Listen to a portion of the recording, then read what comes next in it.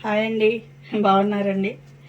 ఈరోజు తోటకూర కాళ్ళన్నీ మా దొడ్లో ఉన్నాయన్నమాట. లాగాను, తాజాగా ఉన్నాయి. చూసారా ఎంత పొడవు ఉన్నాయో. కాళ్ళకు వదిలేసామండి, తోటకూర వేసాము, కాళ్ళు అవుతాయని చెప్పి వదిలాము కొన్ని చెట్లు. ఇలా ఎంత పొడవు వచ్చేసినాయి. పచ్చెనగపప్పు వేసి వండితే చాలా బాగుంటాయండి. ఇరుద్దాం, చాలా పొడవు ఉన్నాయి. చూసారు కదా,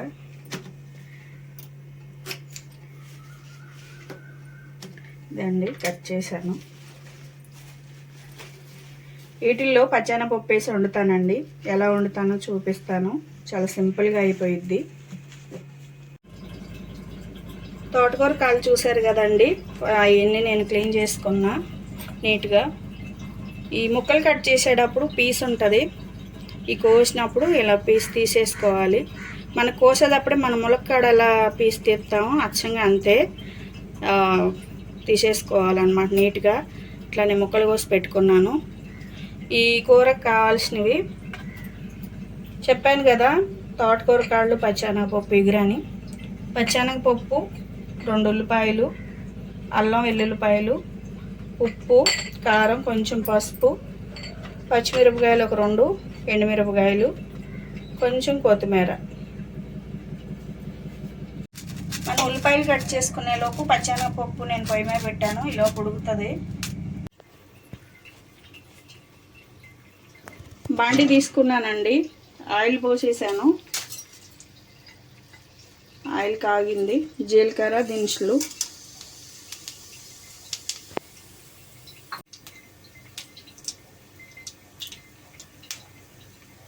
దినుసులు వేగినాయి కదండి. పచ్చిమిరపకాయలు, ఉల్లిపాయ ముక్కలు.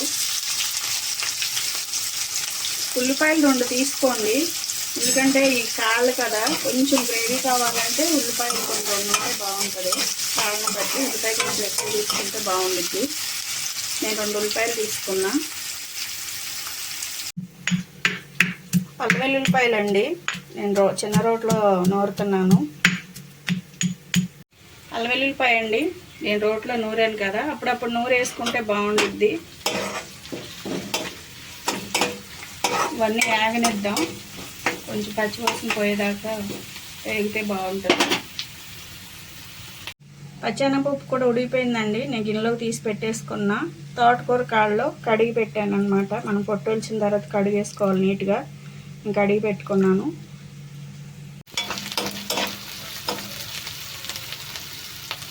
ఉల్లిపాయలు వేగినాయి కదా, తోటకూర ముక్కలు వేసేద్దాం. తోటకూర కాళ్ళు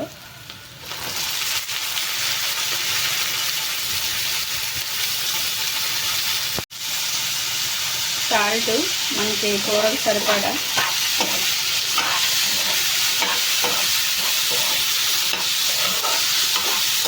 పాతకాళ్ళే కదండి, తొందరగానే మగ్గిపోతాయి. ఇది పల్లెటూరులో ఉన్న వాళ్ళకైతే బాగా తెలుసుద్దండి. పల్లెటూరులో అని కాదు, ఇప్పుడు అందరూ పెంచుకుంటున్నారు మొక్కలు, కుండీల్లో కూడా. చాలా మంచిది తోటకూర కాళ్ళు తింటే. ఒక ఎండుమిరపకాయ కూడా, ఇలా తాలింపులు వేద్దాం అనుకున్నాను, వేయలేదు.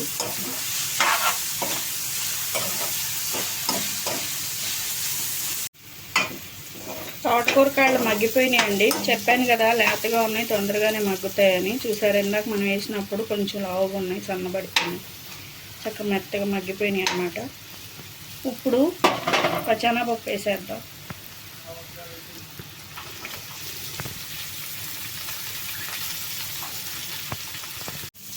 పచ్చెనగపప్పు వేసాం కదా, తిప్పుకుందాం ఒకసారి. మనం పచ్చెనగపప్పు వేసిన ఎమ్మటే కారం, పసుపు కూడా వేసేద్దాం.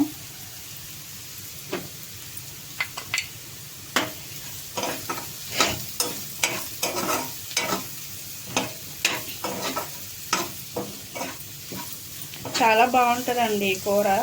చపాతీకి చాలా బాగుండిద్ది. రైస్ కన్నా కూడా నేను చపాతీతో బాగుండిద్ది అని చెప్తా, ఎందుకంటే మేము చాలాసార్లు ఇలా చేసి చపాతీతో తిన్నాము. చాలా బాగుండిద్ది. ఈ తోటకూర కాళ్ళు మనం కోసేటప్పుడు చూసాం కదండి, ఆకు కాళ్ళకున్నది బాగుందండి. ఇది కూడా తాజాగా ఉంది. మనం వద్దాక పాడు చేయటం ఎందుకు, మనం ఆ కూరలో వేసేద్దాం. తోటకూర కట్ చేసి కడిగి పెట్టుకున్నానండి. ఈ కాళ్ళకున్న తోటకూర కదా, మామూలుగా పప్పులో కూడా వేయచ్చు. నేను ఇలా కాళ్ళలో కూడా వేసేస్తున్నా, కొంతమంది వేయరు, కానీ వేసుకుంటే బాగుండిద్ది. ఒకసారి చూడండి, చాలా బాగుంటుంది ఇట్లా కూడా వేసి.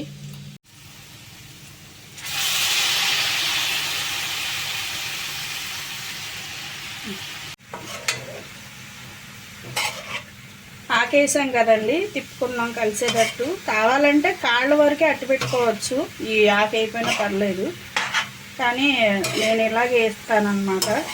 ఆకు కూడా తాజాగా ఉండింది, అందుకే వేసాను అనమాట. మగ్గిపోయిద్ది, చూసారుగా నేను తిప్పుతా ఉండగానే మగ్గిపోయింది, లేతది. మనం తోటకూర కూడా వేసిన తర్వాత చూసారు కదా, మగ్గిపోయింది, ఎక్కడ అసలు ఆకు కనిపించట్లేదు. ఇప్పుడు కొద్దిగా నీళ్ళు పోద్దాం, ఎందుకంటే తోటకూర ఏమన్నా ఇంక ఉడకాలన్నా కాళ్ళు కొంచెం ఉడుకుతాయి అన్నమాట. కొంచెం మనకి కూర గుజ్జుగా ఉండిద్ది. ఎక్కువ అక్కర్లేదండి, కొంచెం చాలు. ఒకసారి తిప్పేసి మూత పెట్టేద్దాం, ఎగిరిపోయిద్ది. తోటకూర కాళ్ళు పచ్చెనపప్పు కూర రెడీ అయిపోయిందండి. కొంచెం కొత్తిమీర కూడా వేసేద్దాం, వేసి ఆపేసుకుందాం స్టవ్. ఒకసారి తిప్పేసి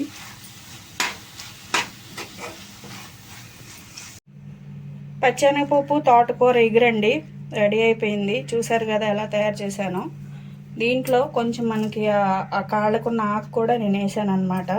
చాలా బాగుంటుందండి ఇది, రైస్ కన్నా కూడా చపాతీకి చాలా బాగుండిద్ది.